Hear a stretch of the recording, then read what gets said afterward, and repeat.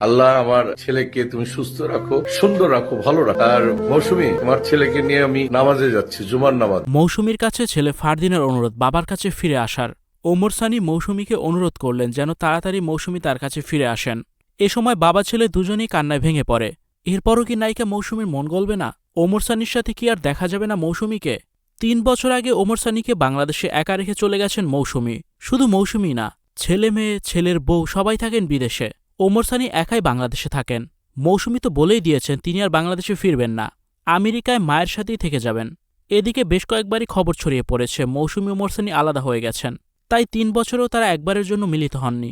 প্রথমে মৌসুমী বলেছিলেন মেয়ের পড়ালেখার জন্য তিনি আমেরিকায় আছেন, তবে সে কথা সত্যি নয়। আবার আমেরিকায় মৌসুমীর আরও ২ বোন বসবাস করেন, মায়ের দেখভালের জন্য তারাই আছেন। তাহলে মৌসুমী কেন স্বামী সংসার ফেলে এতদিন আমেরিকায় থাকছেন?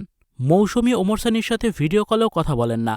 এমনকি ৩ বছর পর ওমর সানির সাথে দেখা করেছেন তার ছেলে ফারদিন, তাও আবার জেদ্দাতে তাদের দেখা হয়েছে।